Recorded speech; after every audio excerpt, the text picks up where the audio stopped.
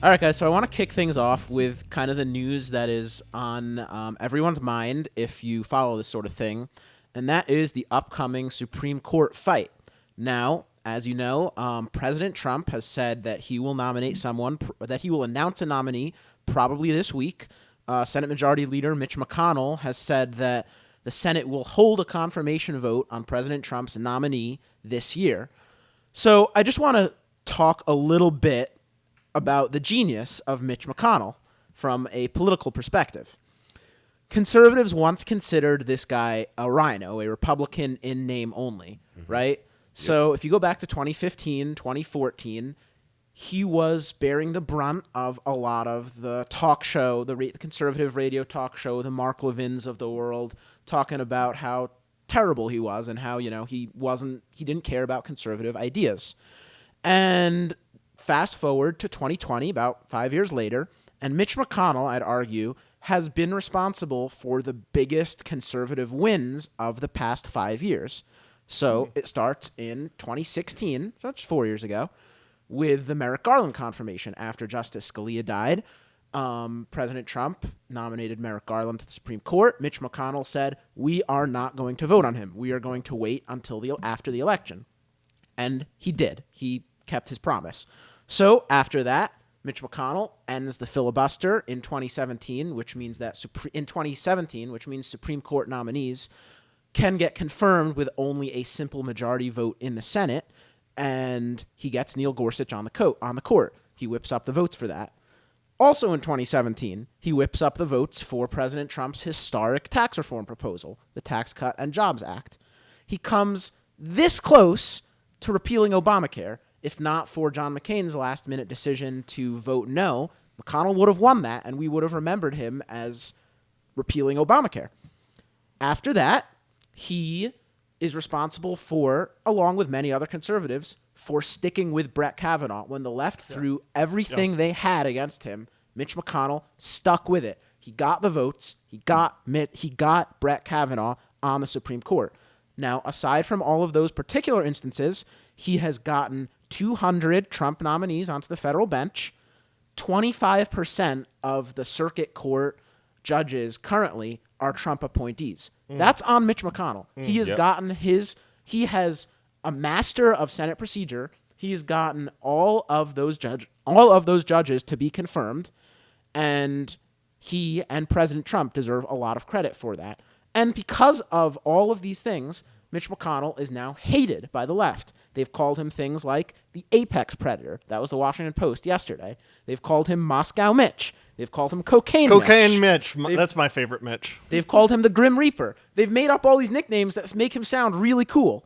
And right now, it looks like with the upcoming nomination fight to replace Ruth Bader Ginsburg, looks like Mitch McConnell's going to have the votes. We should trust Mitch. Mitch has shown he can do this for years. So here's my question for you guys.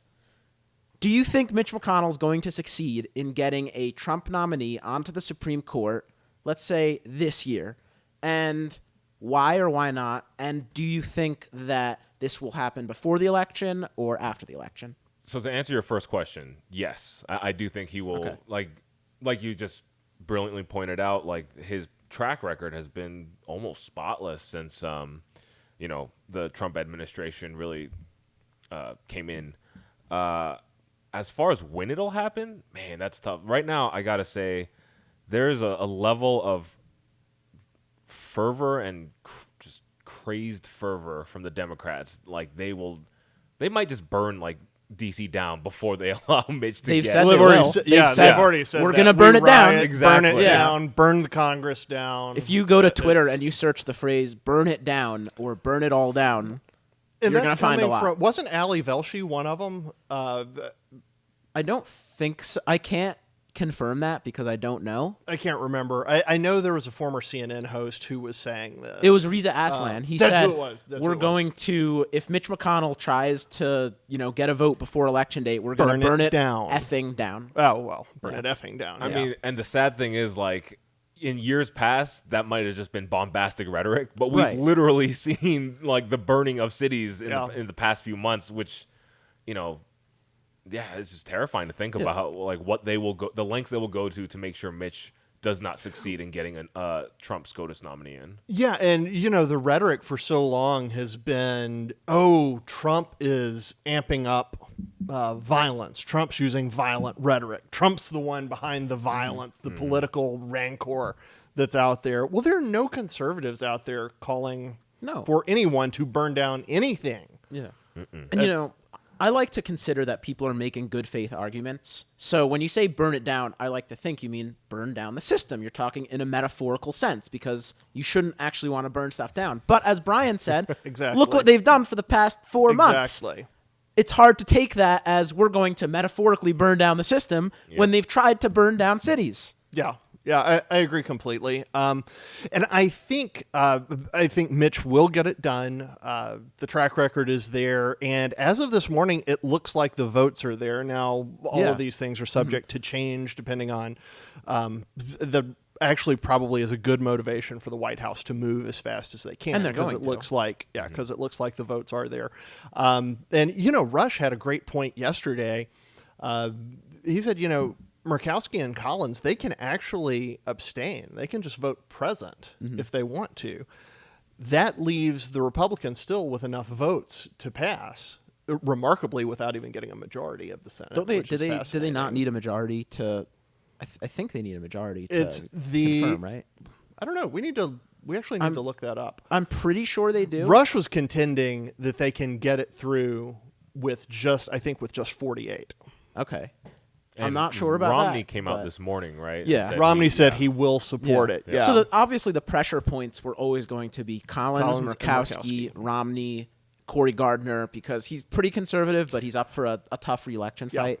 I think he's down in the polls right now. But he was the first to come out, I think, and say, he said, I'm gonna So support the White House. It looks like right now the Republicans are going to lose just Murkowski and Collins, but with the caveat of a lot can happen in the next 2-3 months. Yeah, and I mean, you have to think that there are some Democrats who are up for re-election who are concerned about the look of pushing back on the nomination. They're from conservative constituencies, and I don't know that they want to look like they're playing politics that much with the court right before the election. Interesting. So you think there's a chance a Democrat votes to confirm?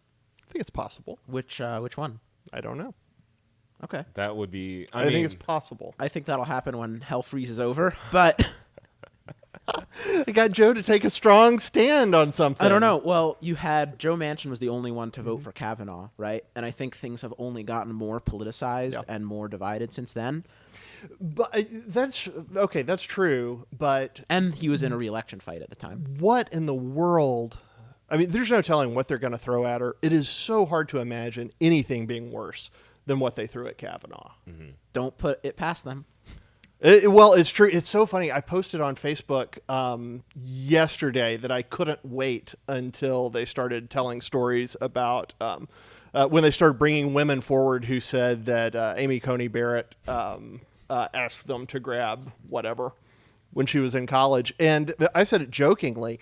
And almost immediately I had leftist friends posting on there, oh, well, here are the things with Amy Coney Barrett. Mm-hmm. Giving out thing after thing after thing. They're already ready to launch. But I say all that to say, I can't imagine it being as intense, as personal, as horrific as the Kavanaugh fight was. And the Dems whipped themselves up into such a fervor there and such a furor there that it was almost impossible to say no, given what they had argued. I don't know that it's going to be...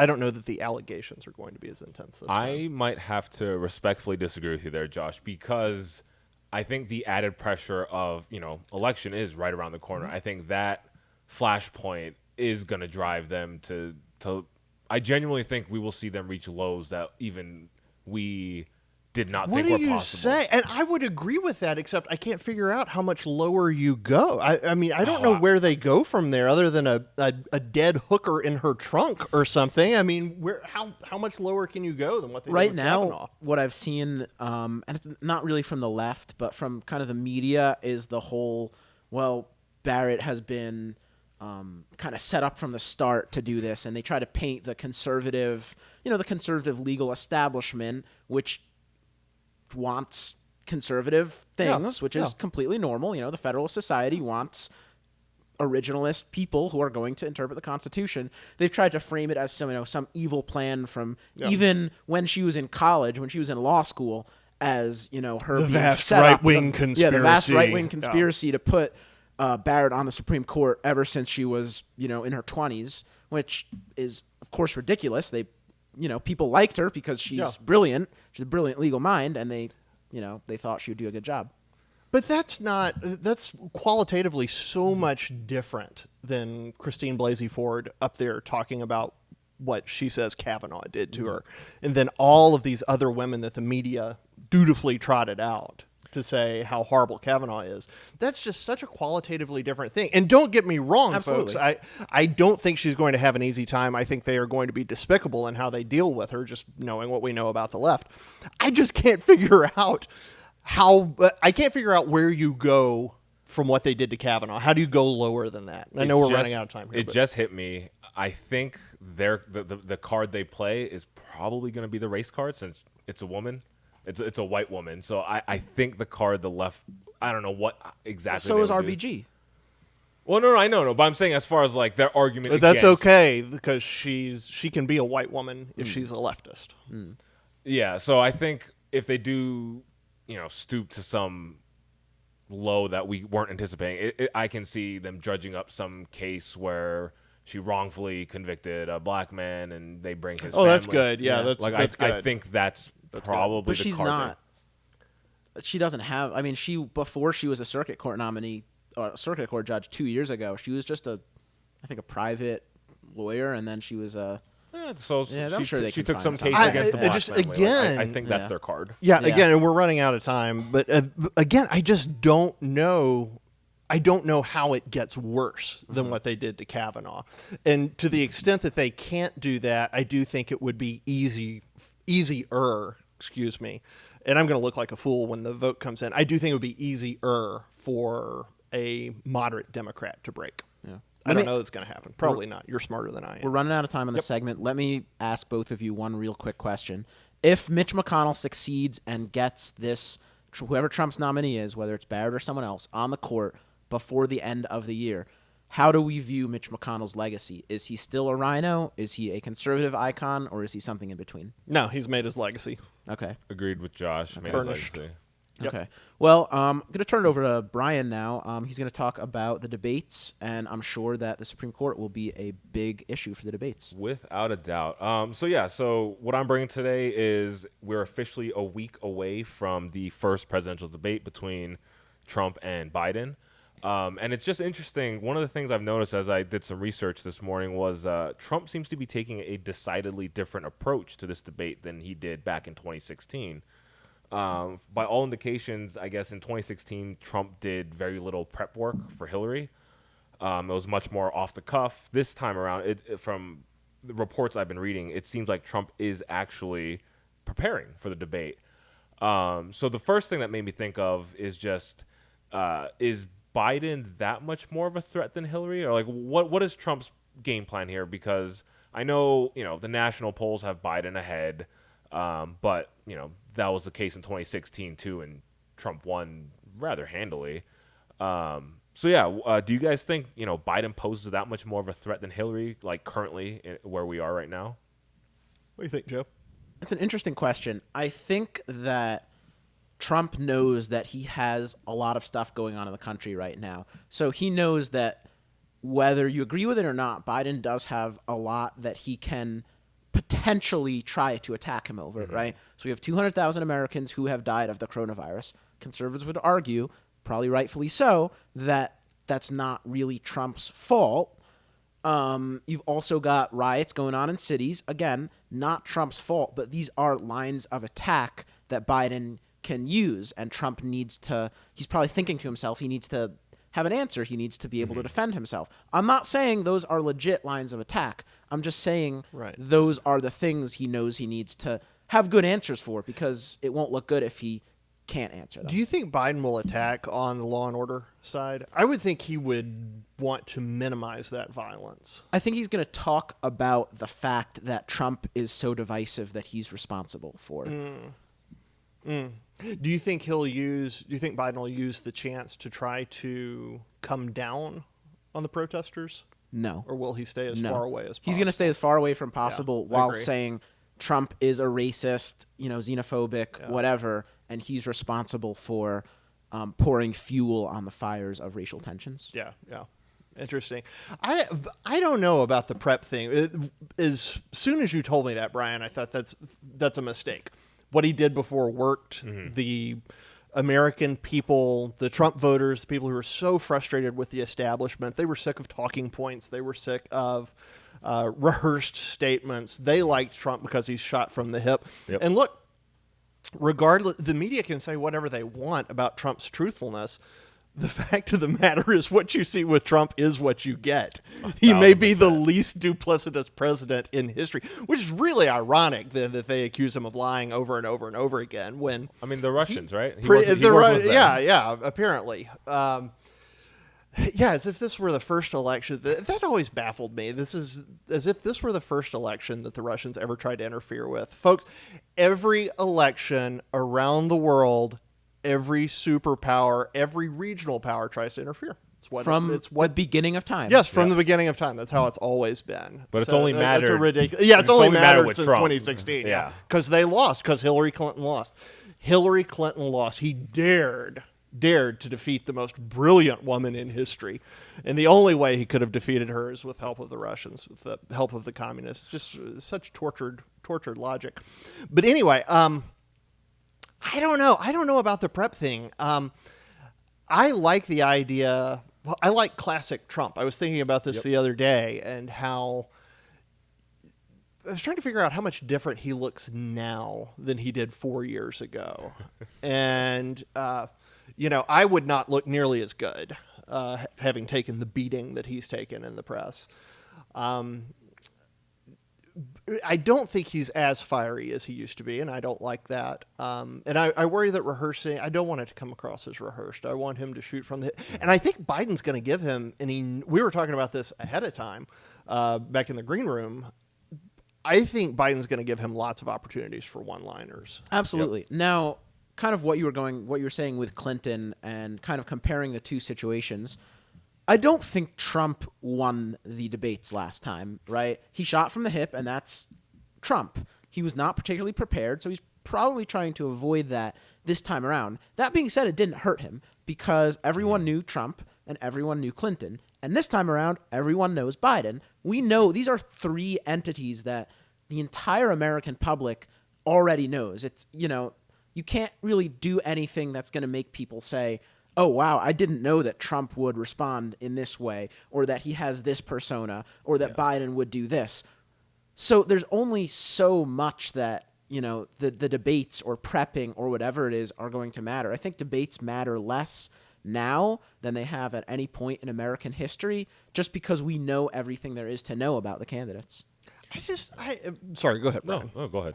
I don't know if I completely buy that simply because of the chances that Biden will completely self-destruct during the debate. I mean, we have seen they've handled him with kid gloves so far. The interviews have been very carefully orchestrated. They're always teleprompters. Bubble wrap. Bubble wrap. And all of a sudden, they're going to have to unwrap. You and I have a bet going on where if he actually debates, I'm going to owe you a Coke. Yes. If he does not debate, if he comes down with coronavirus suddenly, you're going to owe me a Coke.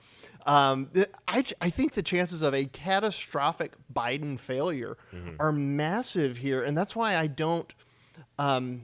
I wouldn't downplay the importance of the debates this time around. I do think they're less important to Trump. I think the chances of them going super badly for Biden are significant. Biden's already sort of self-destructed a bunch of times. I think everyone knows that Biden does these gaffes all the time. That's not a huge secret, is it? Yeah, I don't think it's a huge secret, but I think there's a difference between seeing sound bites and seeing clips on the news where you can kind of chalk it up to, oh, the media's trying to get ratings and they're sensationalizing and this and that and the other. I don't know if you remember when Rick Perry forgot the name of one of the departments he said he was going to shut down if he won the presidency. Yeah. I remember that. It was brutal to watch. It's almost as bad as the $10,000 bet with Mitt Romney. I don't even remember that. Yeah, he said, I'll bet you $10,000. And, of course, this is at a time when unemployment's at some ridiculous rate. So tone deaf. Yeah. So tone deaf. But I remember watching that, and it was just so brutal in the moment. And there is something about that, watching it live as it's happening and watching this guy drown and just thinking somebody throw him a life vest or something. Now, I think it's jarring to watch in a different way when it's live. I do think Trump, for all the talk of him prepping, there was an interesting quote here that he had an interview with Fox News, and he told Steve Doocy, I think he's a professional, Trump said about Biden. I don't know if he's all there, but I think he's a professional. I have to assume that he's a professional and that he can debate, which in the most backhanded way might actually be the nicest thing Trump has ever said about Biden. But it does feel like, for all the talk of this prep, he seems to be playing his cards pretty close to the vest. He's not giving, like, that line, sure, it's very much a backhanded compliment, but there's nothing there for Biden to really pick at. Because right now, I feel like it's kind of easy to surmise what Biden's going to bring up. Like we've already broached, riots, coronavirus, like, Trump's gonna have all, if he is prepping as these reports say he is, he's gonna have all the time in the world to come up with some sort of response to whatever Biden's inquiries are. Sure. The one thing I will say is, as much as Josh, you said Biden is going to want to avoid, his seemingly just stumbling melting down on national TV. Trump has to do that too. Trump can't turn into, dare I say, a raging maniac on national TV and just come off as a nut job, which is not to say he is, but we all know how Trump can be. I just don't think the chances of that are that high. If Biden's gonna try to goad him, possibly, Trump has to stay cool and calm and not lose it. Yep. So, real quick, my last thing then, I will give you my answer first. What do you guys think is kind of a best worst case scenario for either Biden or Trump come next Tuesday? My worst case scenario for Biden is that he forgets they're in Cleveland and says, "Hello, Cincinnati." So the worst case for Biden, a flop like that. Basically that he pulls his version of a Pelosi and just starts talking gibberish. And we've seen that happen a few times. And again, when we see those, most of the time we're not seeing them live. They're kind of edited. Yeah. And I think that removes it a step. When you see it happening live, it's just so cringeworthy. It's so uncomfortable to watch. Yep. And then I think people inevitably begin to picture that person behind the Resolute desk and negotiating with dangerous people and think, oh my gosh, we can't trust the codes to this guy. No. Yeah, I think that's along those lines. I think that's the worst case for Biden, and the best case for Trump is just some total meltdown, kind of like we've seen. You want him to melt down, don't you? No, I don't. You do. I don't. That being said, I also think that the best case for Biden is that he's able to come across as he did during the Democratic convention, during his speech, when he seemed to know what was going on. He was cool. He was on message. But again, he teleprompter. Said his lines. Yeah, he said his lines. That's fine. If he says his lines, that's a good case scenario for Biden. Mm-hmm. And going hand in hand with that, worst case scenario for Trump is that he starts flailing and just kind of starts throwing stuff out there and, is too Trumpy. Too Trumpy. Wow. I don't know if you can be too Trumpy. And that's a scary thing, right? That the country is that divided at this point that he might not be able to be too Trumpy. Yeah. He has to try to unify the country. Transitioning from politics to faith, to religion, to Christianity. New movie opened over the weekend. It came to us from Dinesh D'Souza, Infidel. It's a story. It stars Jim Caviezel, who was in The Passion of the Christ. He played the Lord Jesus. This is about a Christian missionary based on true events. They say about a Christian missionary held prisoner in Iran. Now, Caviezel was on Fox Saturday, and if you haven't seen the clip, we've got a couple of pieces of it. It's worth looking at the whole thing. We've got a couple pieces, though. I want to roll the first piece and then talk about it. So roll that clip. But every lesson in history tells us that the greater risk lies in appeasement. And this is a specter our well-meaning Christian liberal friends, our priests, bishops, and pastors refuse to face, that their policy of accommodation is appeasement.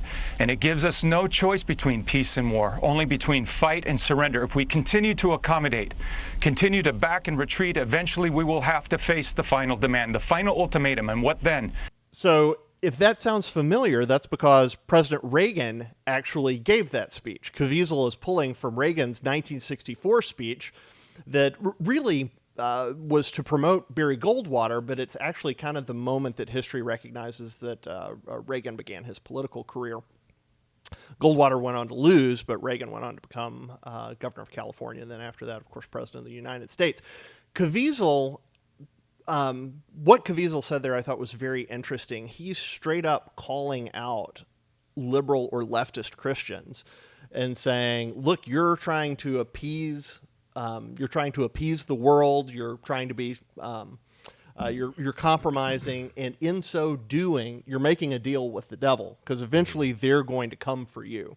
What do you guys think about that? Is liberal Christianity, we're seeing more and more pastors try to be apolitical, if nothing else. You see some being straight up leftist. You see some trying to be apolitical and just stay out of it and say, look, that's a secular thing. That's politics. We're faith, and the two should not meet. Is that actually a dangerous thing for the church to do? Is that a dangerous thing for Christians to do? Being apolitical, I don't think is necessarily dangerous for Christians to do. I think that the job of the church is not supposed to be political. You can, support the policies that you agree with. The point of the church is to make disciples, to find people and to convert them into Christians, right? To bring them to Christ. And I think there's something to be said for, as a church, you don't always have to be political. You have to show love to everyone, whether it's liberals, conservatives, libertarians, whoever. Now, you said, the biggest threat to the church, is it liberal Christianity? I think that we see the big issue with the church is something that, we see with liberals. We see it with conservatives too, though, which is that people call themselves Christians and they're not living the Christian life. They're trying to fit Christianity into their list of other things that they're worried about. If you're a Christian, then that is your main thing. That is your main calling. That is what you are. Everything else flows from that. Who you identify as. Right. Yeah. And your first worry should be spreading the word of Jesus to other people so that they can become Christians too. But what we see in the church right now is that children don't want to go to church because a lot of their parents have not done a good job raising them up to be Christians. People are shying away from preaching about sin.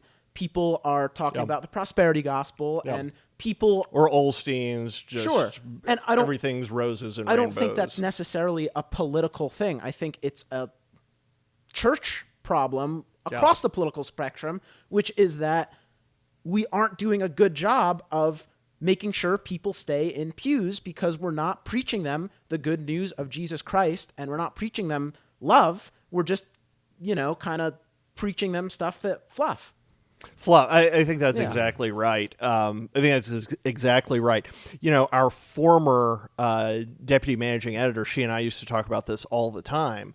And we would talk about how what we have now is a generation of pastors who have grown up in an education system that does not teach patriotism, that doesn't teach about the positives of American exceptionalism, and that often maligns America. And I think a lot of these pastors have come up through that. They have not educated themselves. They have focused on seminary and theology, and they maybe don't even have the intellectual or historical underpinnings to understand what does make America different and why taking a stand for America is actually important. Yeah, I mean, yeah, that's all true. Our former deputy manager had a lot of thoughts on that, and she was very smart. I think kind of taking a different angle from the way Joe answered your question, what Caviezel's statements made me think of, and I appreciate what he's trying to do, but it feels like the ongoing politicization, wow, it's a hard word to say, of everything in America. Like, you can't, like Joe said, like, church should be about your faith, period. Spreading the word Jesus Christ, period.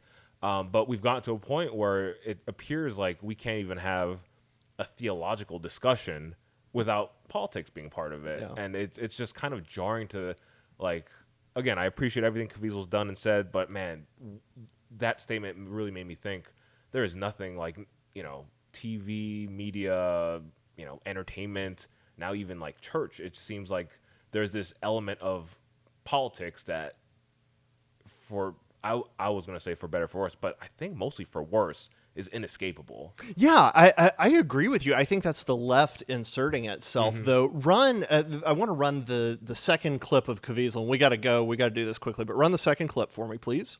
Where then lies the road to peace? Well, it's a simple answer after all, that you and I have the courage to tell our enemies, there is a price we will not pay, there is a point beyond which evil must not advance. In the words of Reagan, evil is powerless if the good are unafraid. And so that's really well said. And of course, again, he's pulling from Reagan. And I can't help but think of that in the context of, say, John MacArthur's church in California, where they're struggling just to keep their doors open. They've said, we're going to keep our doors open. The city has now come in and said, oh, well, we're going to pull your parking then. Yeah. We had a parking lease with you. We're not going to let you park. I don't think this is... I think there's one side insinuating politics into all of this. I think it's the left. Yeah, I think it's the left. And I think the left is profoundly anti-faith and specifically anti-Christian. And I think Caviezel's trying to get at this idea that we've got to stand. If we don't stand, eventually the things we hold dear are going to be pulled Absolutely. Pulled out from under us. And people like John MacArthur, they are doing exactly what they should be doing. They're fighting for their First Amendment right. They're fighting to worship freely, which is very important to America. That being said, I want to go back to what you said about, about pastors not being taught or not teaching about America as exceptional and America as... No, not saying they're not teaching about that. I'm saying they haven't been taught not that. being taught about that.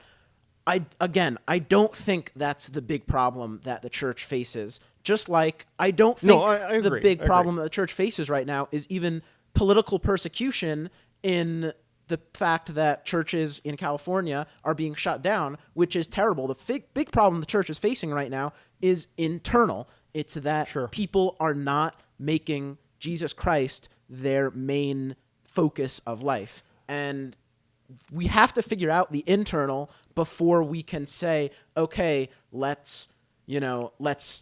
can always fight.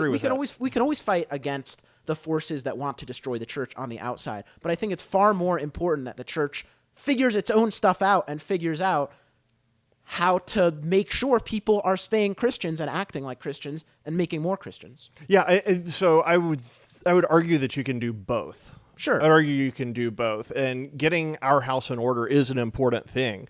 But when you're facing the specter of actually closed church doors, churches being told, well, you can't even worship, you can't sing because you're going to spread germs. These are traditional religious practices that are now all of a sudden forbidden in parts of the United States. That's super alarming. And I think we can tend to what's happening in our own pews. But I think at the same time, through the wonderful thing that is liberal democracy, we can really push back and say that we're going to take a stand for religious freedom and our faith. Even if we had as much religious freedom as we could want, which we do not have, what would it matter if the church was in shambles and we're losing people, we're losing young people, people are leaving the church? Right, but those aren't mutually exclusive. Right? You can do both. Right, but I think you can definitely do both. You need to fight for your First Amendment right. I agree with that. But it's worth saying, you don't only have to focus on the outside. I think what is more important. Agreed. Right. But even if you gain, the Bible says, even if you gain the world but lose your soul, even if you gain religious freedom, First Amendment, but you lose what makes you the church, what does it matter? And on that note, close out with scripture. That's a pretty good way to close. And on that note, that'll wrap it up for us today. Thank you for joining us, and tune in Thursday, same time, for a new podcast. We look forward to seeing you then. Thanks. Hi, my name is Samantha Johnson, and I'm the community manager for the Western Journal. Thank you for watching today's episode of WJ Live. Make sure to let us know what you thought in the comments below. And while you're at it, share us with your friends so we can get the word out. WJ Live premieres on Facebook Live every Tuesday and Thursday at 5 p.m. Eastern, 2 p.m. Pacific. But you can watch anytime on westernjournal.com or on YouTube.